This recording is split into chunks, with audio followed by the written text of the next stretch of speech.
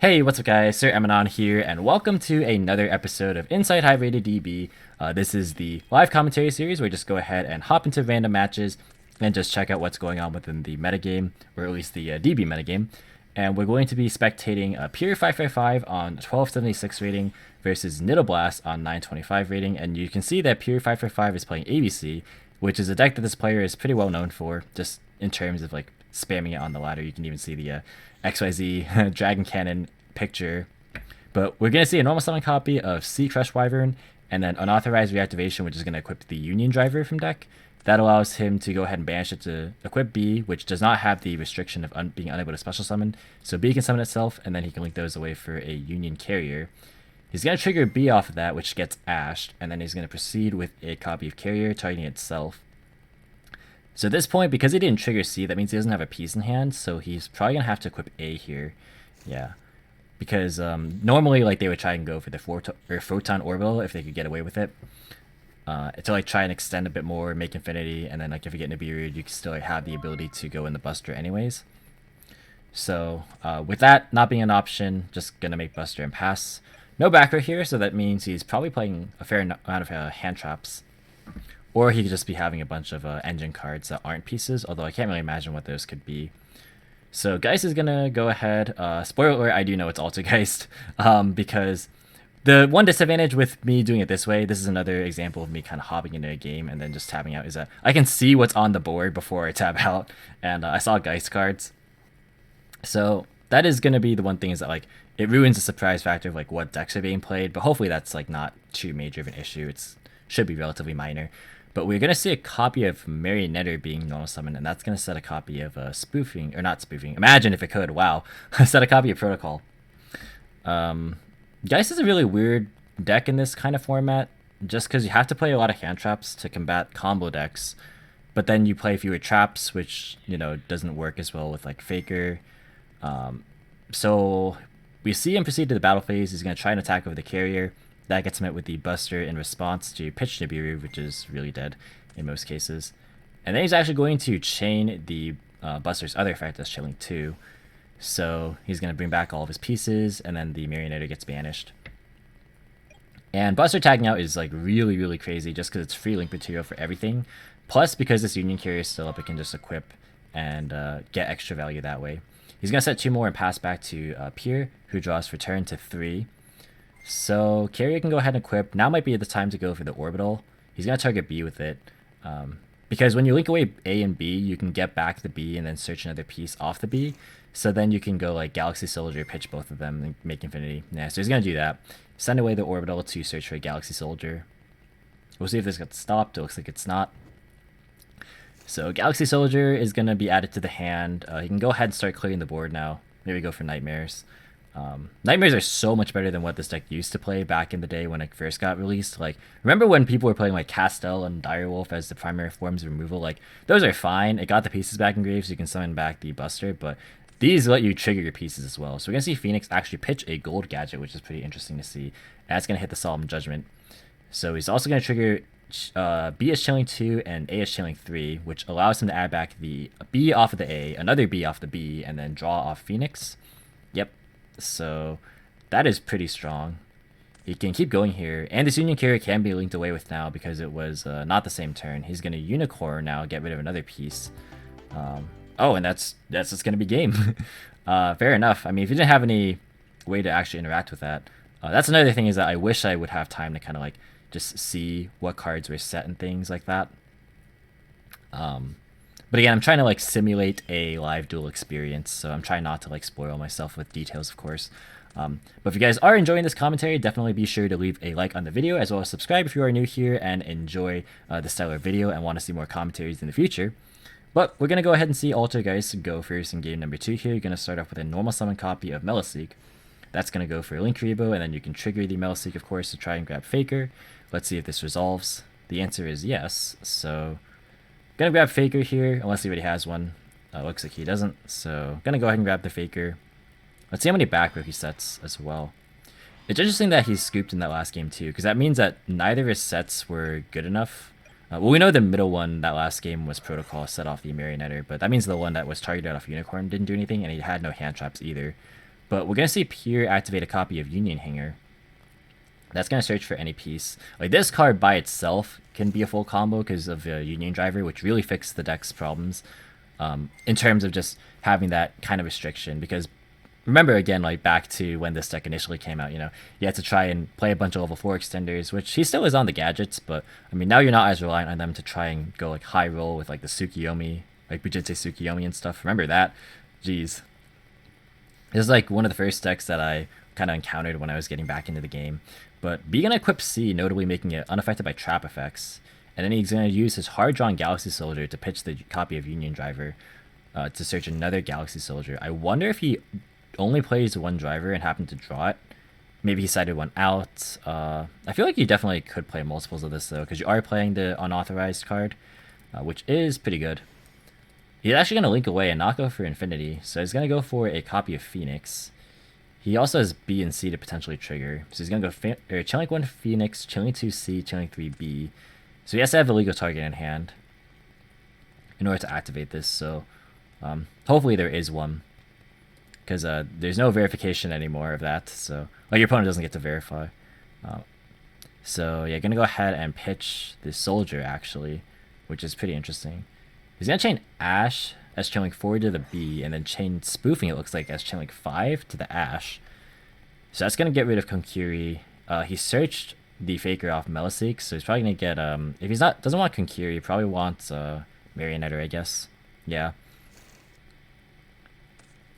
So then Spoofing gets destroyed by Phoenix, and then A gets summoned, and the B got Ashed. Yeah, so there was a legal target, that's good. And from here, yeah, he's going to go ahead and trigger Faker because the Spoofing was activated. That can go ahead and summon itself, and then subsequently Silk from deck. So let's think about when Nidoblast might want to use Silk here. I'm assuming that's what he's getting anyways. So you can bounce the A. That prevents him from making Buster. How else can he make Buster here? Well, there's no like Link Karibo, because like this I guess could go into Link Cross. Oh, but he hasn't normal summoned yet, so that wouldn't be a very good play to like bounce this to keep him off Buster. I think he just makes Buster no matter what, and you have to kind of play reactively here then. So I guess the best play is just to wait until he makes Buster. Hope he doesn't like go to battle phase right now and just force the Silk immediately. Because like if Pier does that, then he's like almost guaranteed to stick Buster as long as oh shoot. Well, now we saw that was Crackdown. Oh god, I need to like not I need to not hover over these kinds of things. Oh, but that kind of is interesting that he could actually have Crackdown the A. That actually would have definitely made things a lot more different. But I mean, I guess he could have just beaten over the A in the battle phase, or like crashed with the Phoenix, and then Buster would have come out anyways. But if that was the case, then like Silk bouncing Buster isn't bad, because then all the pieces are banished. But in any case, we're going to see the A and the Phoenix be linked away for the Unicorn. That's going to pitch the Sign It Universe, which is a pretty interesting tech. So this lets you, once per turn, target a monster in the graveyard, shuffle it into the deck. He's also going to use A to grab back Union Driver, which is pretty cool that I can do that. But yeah, if you crack down to the A, let's think about this. If you crack down the A, Phoenix crash, A add back, like which would have happened. Oh, the last card in hand is a Galaxy Soldier. Quite interesting. So maybe you can go for Appaloosa here. Yeah, but like go ahead and crash, and then summon Buster. Silk can bounce the Buster, which would be really good because that like prevents like any tagging out. Or like you can just use Link Creeper to prevent the crash in general. And that would have been fine. So I think Crackdown should have been used at some point. So it's actually a good thing I actually accidentally hovered over that, because now we got to talk about that a little bit. But we're going to see Appaloosa. That's going to have 2 negations. So kind of predicting that. It looks like Buster's coming down, but it's not going to have any banishes. But there's no traps in grave for Silk to add back anyway. So that's fine. Battle phase, we're going to see Buster attacking a Link Karibo. He's going to use Link Karibo effect. That's fine, right? Yeah. And then he's gonna Appaloosa attack into the Faker. I think Geist loses this game, right? Like, there's no Buster banish, but like, I mean, you can try to bounce, I guess. Um, Actually, yeah, it's not the end of the game just yet. So like, obviously, Applebee's is gonna negate it, but he has Marionetter in hand, and that can also get back Meliseek. So it's gonna force out the Buster tag out fairly early. So we'll see. Quite interesting. So Nidoblast is gonna go ahead and he's gonna go straight to battle phase, and then crash into the Appaloosa. So he wants his both of his Marionetter effects to resolve, not just the tag out effect. So he's gonna go battle phase and then crash with the Silk.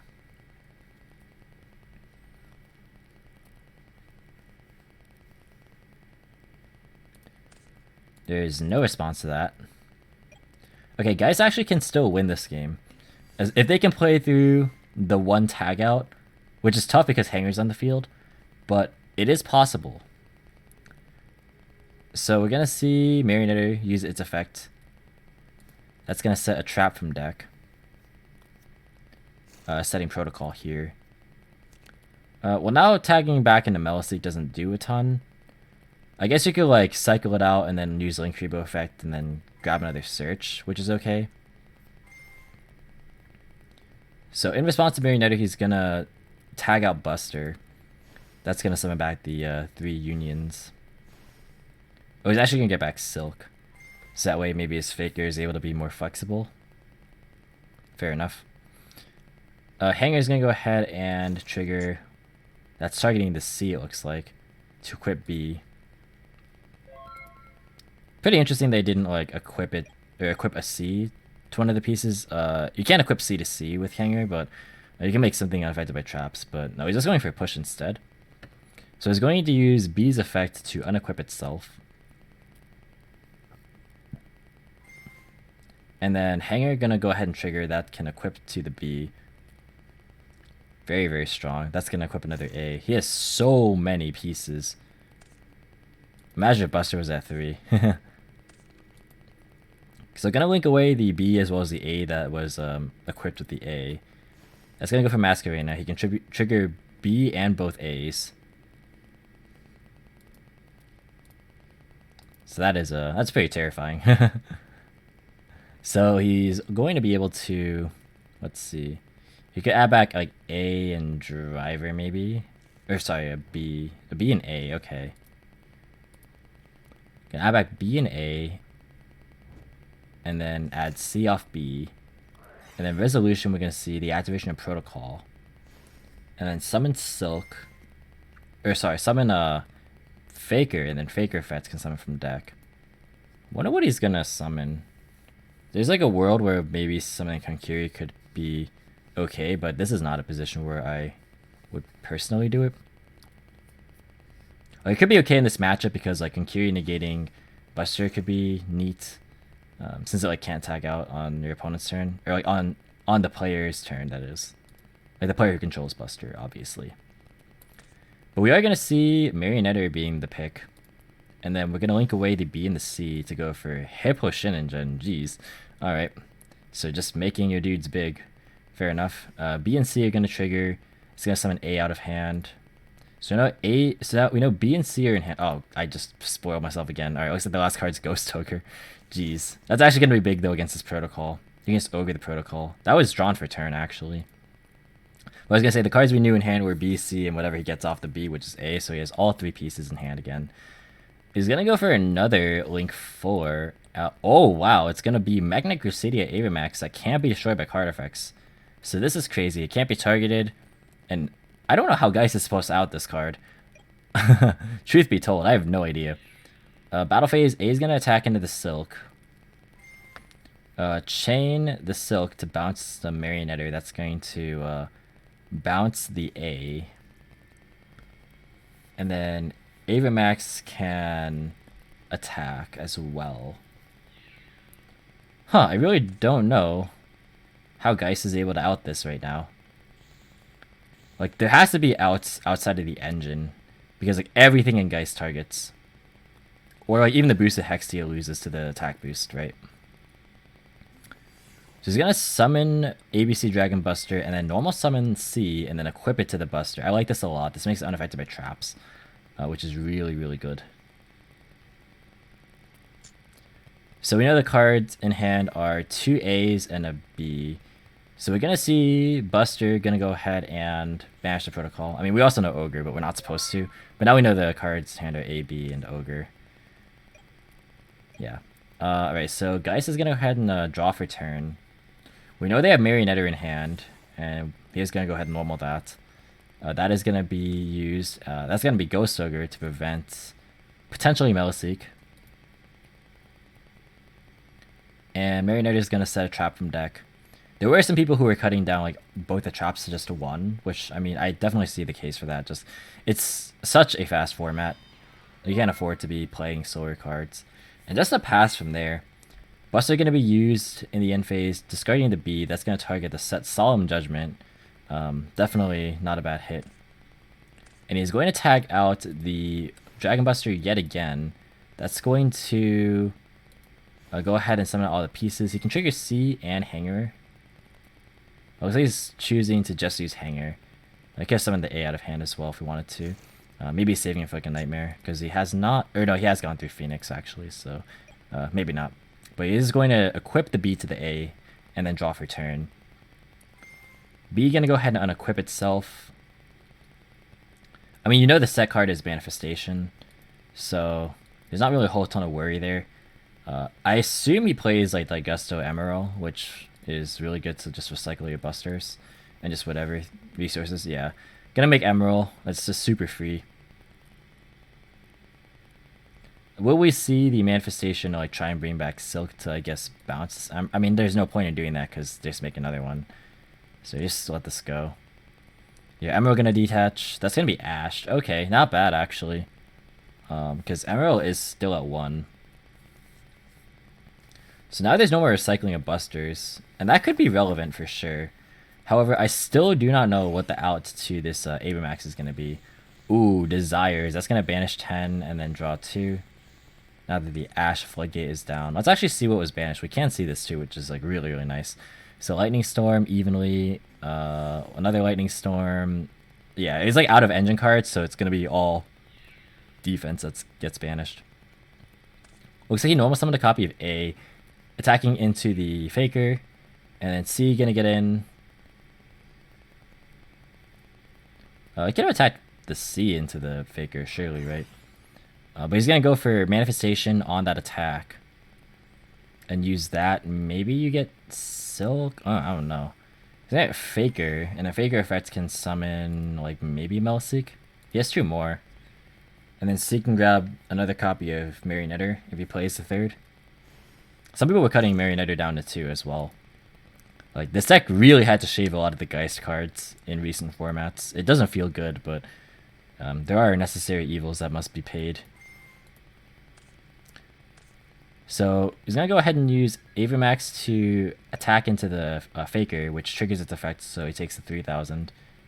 And he's not going to go for Meliseek in terms of the just summoning. Oh, he's going to go for Dugaris to bring back Buster. That's nice. Alright. Because it was properly summoned. So he can just banish the Meliseek instead.